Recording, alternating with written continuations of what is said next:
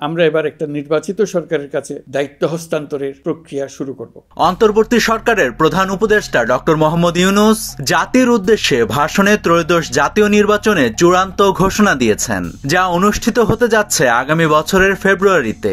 নির্বাচনের ঘোষণা আসার পর থেকেই বাংলাদেশের রাজনীতির আলোচনার কেন্দ্রবিন্দু এখন ভোটের লড়াই। তবে জুলাই সনদ এবং নির্বাচনের লেভেল প্লেইং ফিল্ড নিয়ে সংশয় এখনো কাটেনি বলে দাবি কোনো রাজনৈতিক বিশ্লেষকের। এসব সত্ত্বেও আগামী বছরের রোজার আগেই নির্বাচন, তাই এই কেন্দ্রিক সকল প্রস্তুতি শেষ করতে নির্বাচন কমিশনকে ইতোমধ্যেই চিঠি দিয়েছে প্রধান উপদেষ্টার কার্যালয়। তবে ঠিক এই অবস্থায় সবচেয়ে বড় প্রশ্ন আওয়ামী লীগকে নিয়ে। আগামী নির্বাচনে কার্যক্রম স্থগিত থাকা আওয়ামী লীগের অংশগ্রহণ থাকবে কি? আর যদি তারা নির্বাচন করে তাহলে সেটা কোন কৌশল অবলম্বন করে করবে? চলুন জানার চেষ্টা করি।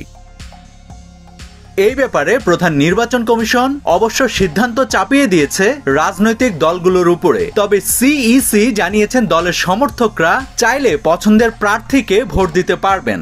এদিকে বিশ্লেষকদের চোখে আগামী নির্বাচনে আওয়ামী লীগের অংশগ্রহণ না থাকার সম্ভাবনাই বেশি। তবে ভোটের লড়াইয়ে ভিন্ন পথে হাঁটতে পারে কার্যক্রম নিষিদ্ধ থাকা রাজনৈতিক দলটি।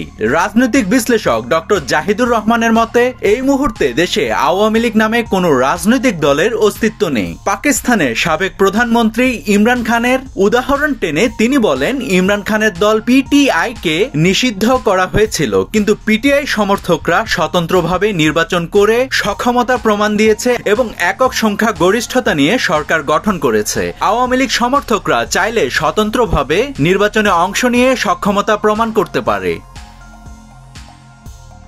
তবে আওয়ামী লীগ নির্বাচন নিয়ে ঠিক কি পরিকল্পনা করছে তা এখনো নিশ্চিত নয়। সবশেষ রাজধানী সহ দেশের বিভিন্ন স্থান থেকে দলটির বেশ কিছু সমর্থককে আটক করা হয়েছে। গোয়েন্দা পুলিশের একটি সূত্র বলছে, আবার নির্বাচনকে বানচাল করতে নাশকতার পায়তারা করছে এই দলটি। এমনকি প্রশাসনেও বিভেদ সৃষ্টির চেষ্টা করছে কার্যক্রম নিষিদ্ধ থাকা সংগঠনটি। নাভিদ হাসান, সোনালী নিউজ।